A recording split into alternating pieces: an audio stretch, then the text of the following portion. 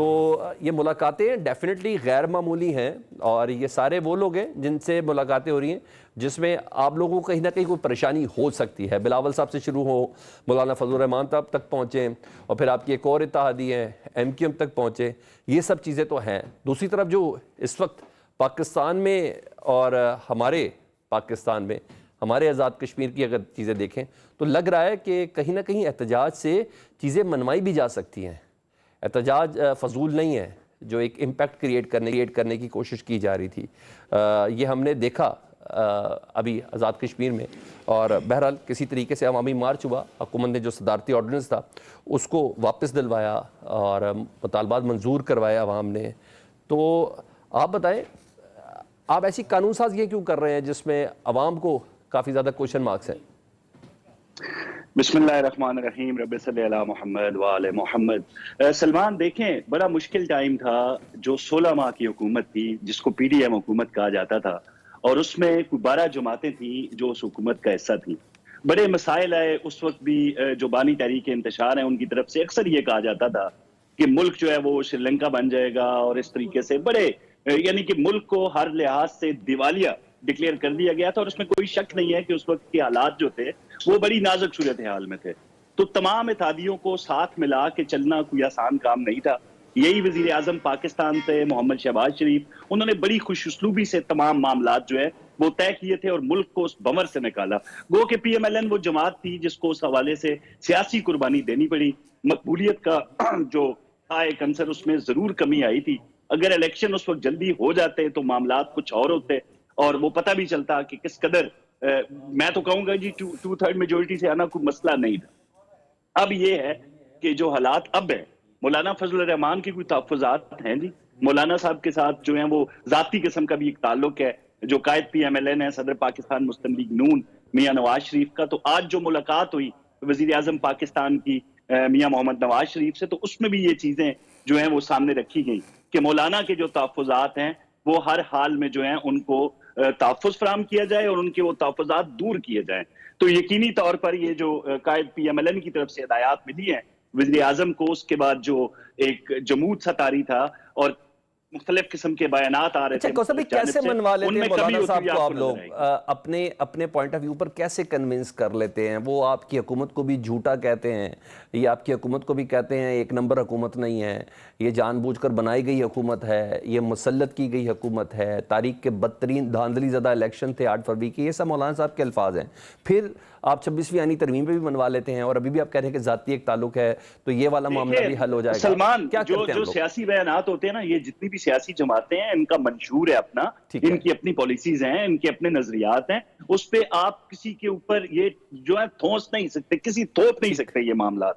ابھی بلاول صاحب کے حوالے سے بھی deputy prime minister Ishaq Dar صاحب جو ہیں وہ وزیر اعظم کی ہدایات پر ان سے مل رہے ہیں۔ تو جب اتحادی جماعتیں ہوتی ہیں تو یہی تو میں کہتا ہوں، جو جمہوری جماعتیں ہوتی ہیں نا ان کے آپس میں اختلافات ہوتے ہیں، وہ جو بڑا مشہور ایک جملہ ہے کہ یہ جمہوریت کا حسن ہے، تو اس میں کوئی وہ بات نہیں ہے۔ دوسرا آپ نے کہا جی احتجاج ہو رہے ہیں، تو احتجاج سے چیزیں منوائی جا سکتی ہیں، بالکل منوائی جا سکتی ہیں سلمان، اگر احتجاج صرف احتجاج ہو، اگر احتجاج کے اندر آپ تربیت یافتہ لوگ لے کے آئیں، احتجاج کے اندر آپ اسلحہ لے کے آئیں، احتجاج کے اندر آپ انتشاری ایک گروہ ہو جو پولیس پر حملہ آور ہو، جو پولیس والوں کو، لا انفورسمنٹ ایجنسیز کے اہلکاروں کو شہید کرے، تو وہ احتجاج نہیں ہوتا۔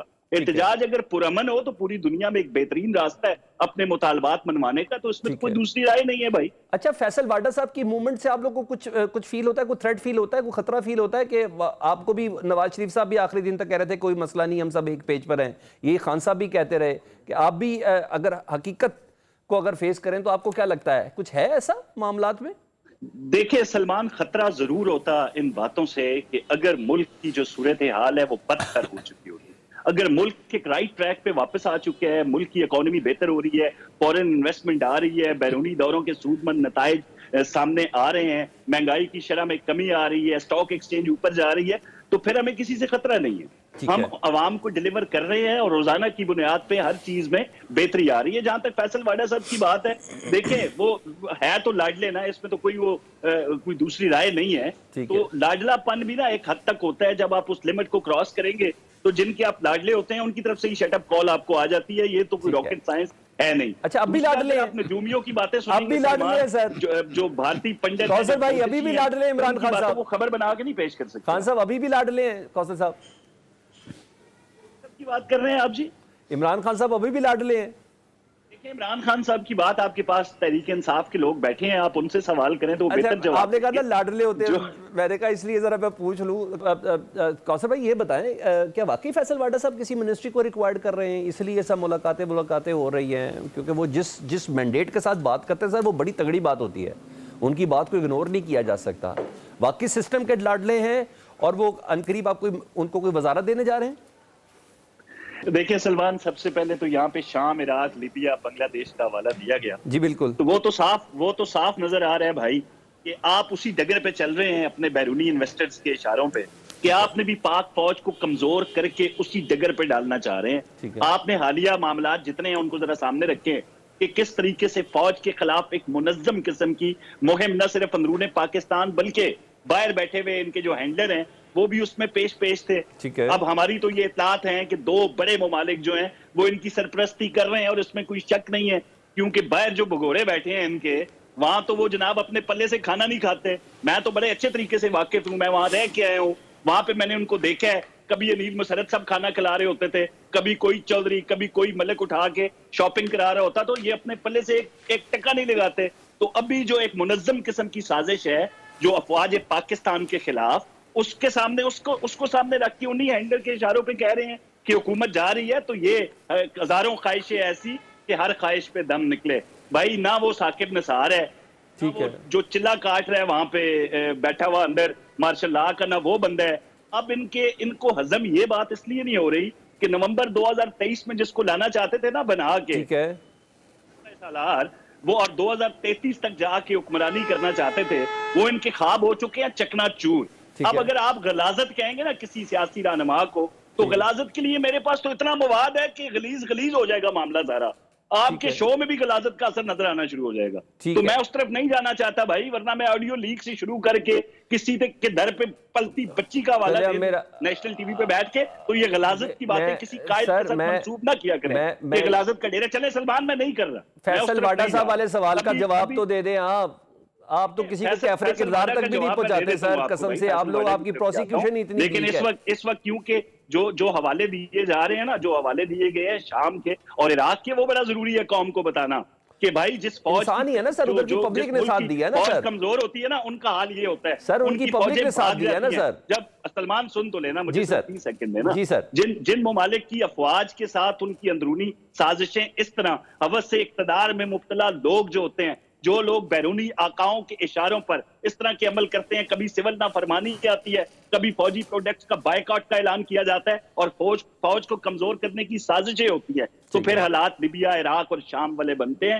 اور ہماری پوری کوشش ہے, اور انشاءاللہ پاکستان قائم دائم ہے. افواج پاکستان کی جو ذمہ داریاں ہیں وہ بدطریقے ایسے ادا کر رہی ہیں اور کرتی رہیں گی. ان سازشوں سے اس کو کوئی اثر نہیں ہونے والا. فیصل واڈا کی جہاں تک بات ہے نا سلمان, وہ صبح اٹھتے ہیں میرے خیال میں, آج کل ایک بڑا مشہور یوٹیوبرز جو ہیں, وہ آپ کو پتہ ہے مختلف ہیلے بہانوں سے وہ اپنے چینلز کو رن کرتے ہیں, تو وہاں پہ انہوں نے بھارتی جوتشی بٹھائے ہوتے ہیں جو آج کل عمران خان صاحب کی کنڈلی زیادہ نکالتے ہیں. وہ ان کو سنتے ہیں, منو من آ کے ٹی وی پہ بیٹھتے ہیں, عمران خان اوپر دائیں بائیں نیچے جا رہے ہیں, اور اس کو خبر بنا کے پیش کر دیا جاتا ہے. تو جو مفروضے ہوتے ہیں نا سلمان, ان پہ میرے خیال میں زیادہ تبصرہ نہیں. یعنی فیصل واڈا کو سیریس نہیں لینا چاہیے, نون لیگ سیریس نہیں لے رہی, دیٹس اٹ. یہ میں آپ کی مفروضوں پہ آپ کیا بات کریں گے سر؟ اچھا ٹھیک ہے.